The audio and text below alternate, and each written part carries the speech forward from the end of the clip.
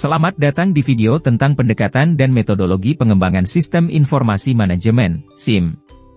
Perkenalkan, nama saya Ai Ahmid Nurdin, mahasiswa Universitas Pancasakti Bekasi dengan nomor induk mahasiswa 2892250166. Pada video ini, kita akan membahas berbagai pendekatan dan metodologi yang digunakan dalam pengembangan Sistem Informasi Manajemen. Di mata kuliah Sistem Informasi Manajemen dengan dosen pengampu Bapak Mulyono, SE, MM. Memahami pendekatan dan metodologi ini sangat penting, karena mereka membantu memastikan bahwa sistem yang dikembangkan sesuai dengan kebutuhan organisasi dan dapat diimplementasikan secara efektif. Mari kita mulai pembahasan. Pendekatan pengembangan Sistem Informasi Manajemen. Ada 6 pendekatan pengembangan Sistem Informasi Manajemen yang diantaranya: 1. Pendekatan klasik. 2. Pendekatan terstruktur. 3. Pendekatan bottom-up dan top-down. 4. Pendekatan sepotong dan pendekatan sistem. 5. Pendekatan sistem menyeluruh dan pendekatan modular. 6. Pendekatan lompatan jauh dan pendekatan berkembang. Dan mari kita bahas satu persatu. 1. Pendekatan klasik. Pendekatan klasik adalah metode tradisional yang digunakan dalam pengembangan sistem informasi. Karakteristik.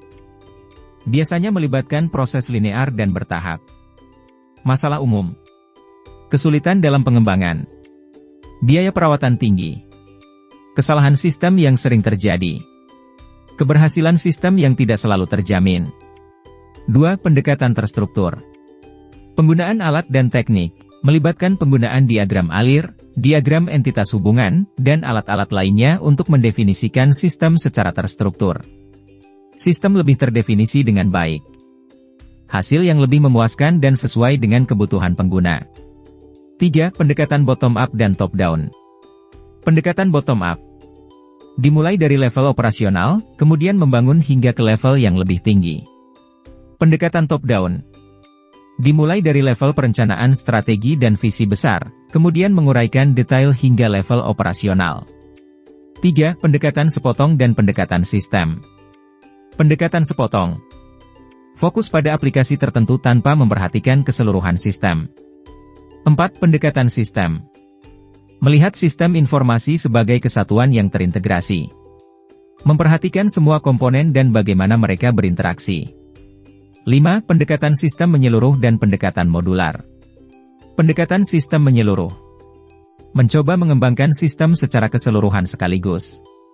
Pendekatan modular memecah sistem kompleks menjadi bagian-bagian kecil yang lebih mudah dikembangkan dan dikelola. 6. Pendekatan lompatan jauh dan pendekatan berkembang.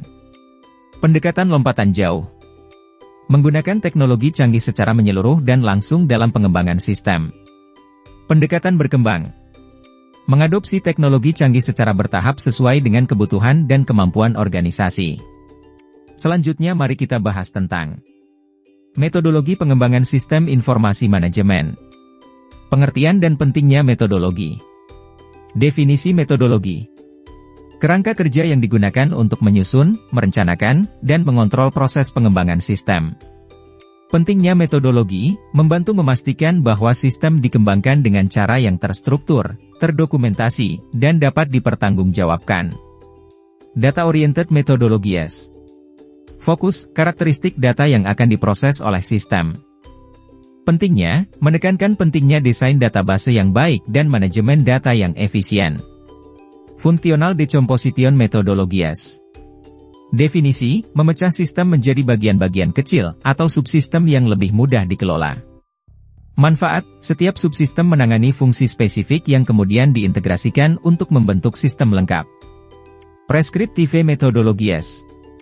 Fokus, proses pengembangan sistem, termasuk analisis terstruktur, desain terstruktur, dan pemrograman terstruktur. Pentingnya, menggunakan metode yang terdokumentasi dan dapat diikuti dengan jelas. System Development Life Cycle, SDLC, metodologies. Tahapan SDLC. Modeling, mengidentifikasi kebutuhan dan spesifikasi sistem. Analisis, menganalisis kebutuhan dan menentukan solusi yang sesuai. Desain, merancang sistem berdasarkan analisis yang telah dilakukan. Coding, mengimplementasikan desain dalam bentuk kode pemrograman. Testing verification, menguji sistem untuk memastikan tidak ada kesalahan. Maintenance, memelihara dan memperbarui sistem sesuai kebutuhan. Keuntungan dan kelemahan metode waterfall. Keuntungan, proses yang terstruktur dan terdokumentasi dengan baik.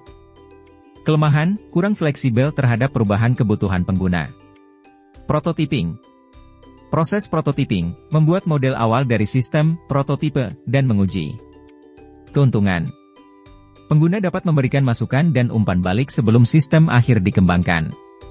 Mengurangi risiko kesalahan dan memastikan sistem sesuai dengan kebutuhan pengguna. Berikut adalah studi kasus pendekatan dan metodologi pengembangan sistem informasi manajemen di Auto 2000, sebuah perusahaan otomotif terkenal di Indonesia. Studi kasus, pengembangan sistem informasi manajemen di Auto 2000. Latar belakang perusahaan. Auto 2000 adalah salah satu dealer resmi Toyota terbesar di Indonesia yang menyediakan penjualan, layanan purna jual, dan suku cadang untuk kendaraan Toyota. Sebagai bagian dari grup Astra International, Auto 2000 memiliki jaringan luas yang tersebar di seluruh Indonesia. Masalah yang dihadapi. Auto 2000 menghadapi berbagai tantangan dalam mengelola operasional dan layanannya, termasuk 1. Integrasi data. Data dari berbagai cabang dan departemen seringkali tidak terintegrasi, menyebabkan duplikasi dan inkonsistensi informasi. 2. Efisiensi operasional. Proses manual dalam penjualan, servis, dan manajemen suku cadang menyebabkan inefisiensi dan memperlambat waktu respons. 3. Kepuasan pelanggan. Kesulitan dalam mengelola informasi pelanggan secara efektif, yang berpengaruh pada kualitas layanan dan kepuasan pelanggan. Pendekatan pengembangan sistem. Auto 2000 memilih pendekatan terstruktur dalam pengembangan sistem informasi manajemen, SIM, mereka untuk memastikan bahwa sistem yang dikembangkan dapat memenuhi kebutuhan operasional dan strategis perusahaan. Langkah-langkah pengembangan. 1. Analisis kebutuhan. Klasik, mengidentifikasi masalah utama dan kebutuhan bisnis melalui wawancara dan survei dengan para pemangku kepentingan. Terstruktur, menggunakan diagram alir dan diagram entitas hubungan untuk memetakan proses bisnis dan aliran data. 2. Desain sistem. Top-down, dimulai dengan perencanaan strategi dan visi besar untuk SIM, kemudian menguraikan detail hingga level operasional. Pendekatan sistem, melihat SIM sebagai kesatuan yang terintegrasi, dengan memperhatikan semua komponen dan bagaimana mereka berinteraksi. 3. Pengembangan dan implementasi. Modular. Memecah sistem kompleks menjadi modul-modul kecil yang lebih mudah dikembangkan dan dikelola. Prototyping. Membuat model awal dari sistem, prototipe, untuk diuji dan mendapatkan masukan dari pengguna sebelum sistem akhir dikembangkan. 4. Uji coba dan verifikasi. System Development Life Cycle, SDLC. Mengikuti tahapan SDLC, termasuk coding, testing, dan verification untuk memastikan bahwa sistem berfungsi dengan baik dan bebas dari kesalahan.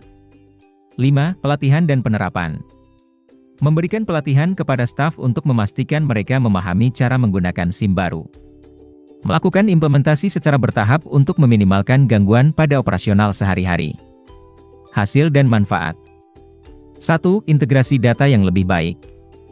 Data dari berbagai cabang dan departemen kini terintegrasi dalam satu sistem, mengurangi duplikasi dan inkonsistensi informasi.